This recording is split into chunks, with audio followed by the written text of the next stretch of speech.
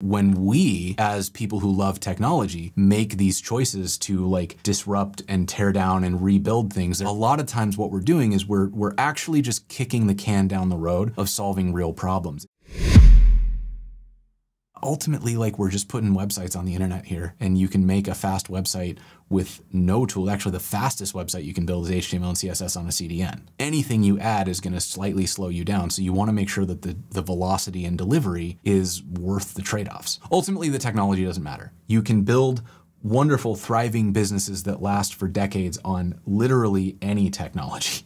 And it has been proven over and over again. jQuery is still on like an upsetting amount of the internet. Hold on, let's go look at this. jQuery is in use by 77.7% of all websites measured by W3 Techs. That is unbelievable. That is an incredible amount of usage. And like, none of us would recommend jQuery. jQuery is probably not that necessary today, but could you pick it up and build a website with it if you know jQuery really well? Absolutely. Would it live forever? Yes. Like, this is proof. It's running 3/4 of the internet. By comparison, here's React on 3.4% of all websites. Remember that the hype bubbles are actually really small, and the people that we hear from on Twitter and in YouTube videos are part of a very like inside of the inside of the industry where we're inventing things and getting each other hyped on them. And then folks hear about that like it's changed everything. But you know, if you go to work at a hotel, if you go to work at a supermarket, like, they're probably rocking jQuery. They're probably rocking PHP. They're probably rocking stuff that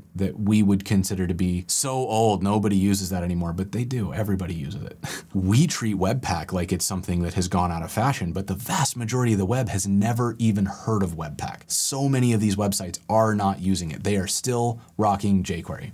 And that's okay. That's great. That's like kind of a good thing, right? Like, you don't have to move to the new thing. You just use the thing that lets you solve the problem in the best way for the people who it's being built for. And you don't have to worry about whether or not somebody like me will judge your choice of tech, because it's tech, it's a tool. I don't like, if you build me something cool, I don't care if you used a hammer or a screwdriver. This is the world we live in. Like, it's very expensive and very disruptive to overhaul technology. And so when we, as people who love technology, make these choices to like disrupt and tear down and rebuild things, a lot of times what we're doing is we're actually just kicking the can down the road of solving real problems. Instead of building the features that our customers want, we're saying, well, I want to rebuild this because then it'll be easier to build those features that the customers want. But by the time we get around to covering all the edge cases that the previous stack covered, we've kind of built the same little nightmare. And so 2 years down the road, when we get back to feature parity with the original stack, we go, oh, this is too complicated. I'm going to rebuild this in the next new thing, and that'll make it easier to build these features that the customers want. Stop doing it. Stop, like, unless you have a very valid reason, like getting off of IE6 is a great reason to actually make a change. Trying to squeeze another 10 milliseconds out of your build execution because you can switch from JavaScript to Rust, it doesn't matter. It's not worth it. Like, if you have a real reason to use Rust, you'll know it. A company that I was working on spent years trying to build something in Rust and couldn't, because they kept having every corner was a new implementation hurdle where they had to invent a new wheel. They finally got to a point where like leadership said, stop, you're building it in Go. They turned around and built the whole thing in Go in like 2.5 months. Like, same feature set that they needed before. And would Rust have outperformed it? Probably. Did anybody notice? Absolutely not. And what people actually cared about was that they could use the feature, not that the feature was built in Rust or Go.